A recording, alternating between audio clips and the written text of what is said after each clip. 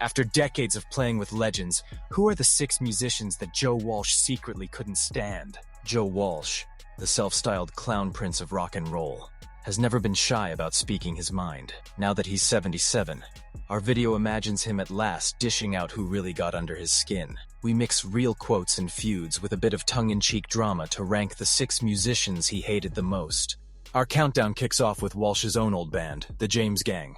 Though Joe wrote their hit Rocky Mountain Way, he was privately sick of the slow burn blues approach. In a 1975 Cream interview, he admitted he left the gang out of musical frustration because he was very unhappy with the entire musical direction of the band. In our dramatization, we see Joe storming out of a sweaty dive bar, tossing his guitar in the air, and declaring the James Gang a one-way trip to Boredomville. Quote courtesy of Walsh's own confession. Next up, the thunderous boom of early metal.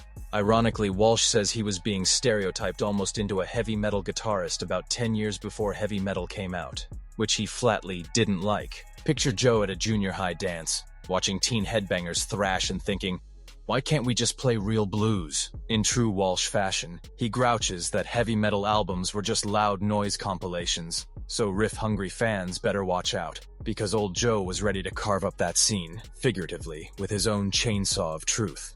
His own words. I didn't like that.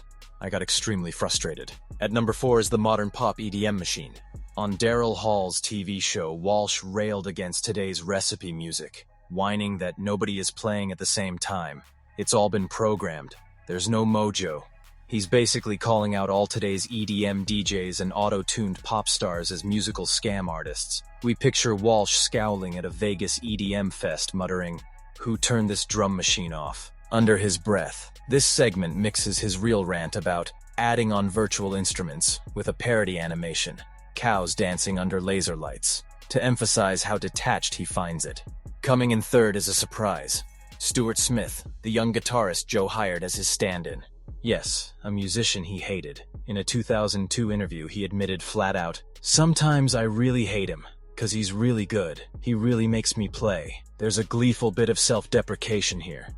Joe's jealous of his own sidekick. In our show, dramatic lighting falls on Smith playing a perfect Walsh lick. We hear Joe mutter through gritted teeth, "Hey, stop making me sound bad," and while laughing. This is fact-based.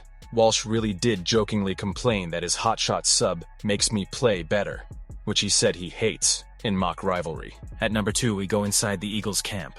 Joe was officially an Eagle, but always the loose cannon. He quipped that he was only hired to keep everyone laughing, because Frey and Henley were taking everything too seriously. In other words, he half jokes that it was the stern leaders Glenn and Don he had to save us from. We dramatize this as Joe shooting frustrated glares at a suited Glenn Frey, played by an actor, dropping one-liners and snickering while Frey fusses over album charts. Walsh's actual quote, "They wanted some humor. My job was to keep them from breaking up," gets the cinematic treatment. It's less hate and more good-natured ribbing, but it makes the cut. At least on screen, Glenn and Don's buttoned-up suits are who Joe loves to needle. Finally, our biggest reveal. And it's more made-up flair than fact. In true clickbait style, we imagine Walsh aiming at today's youngest pop idols. Think bubblegum rockers, boy band clones, and reality TV rock stars who churn out songs by formula. No actual source, just Walsh's recipe rant inspired it. We pretend Joe is aghast at a glittery teen pop star strutting on stage. "Where's the guitar solo?" he hollers. To be clear, there's no public quote about specific modern stars, but this final hyperbolic segment combines Walsh's real disdain for formula with a wink, imagining him saying something like, "5 songwriters for this chorus?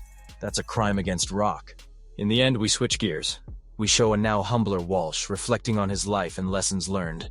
An older Joe smiles wryly as he recounts these old grudges. He reminds viewers of his own advice to young musicians. Work at your craft. Good fucking luck, because it's not easy. This real 2012 quote underscores that Joe ultimately cares about the music, not the beefs. The script notes that Walsh sounds past holding real grudges. He's admitted he's nothing special, and just aims to keep playing. Our dramatized finale shows him tearing up a set list, with a grin, and saying, "Hey, life's been good to me after all." Do you think Joe was right to call these musicians out, or was it all just classic Joe Walsh humor? Let us know in the comments below.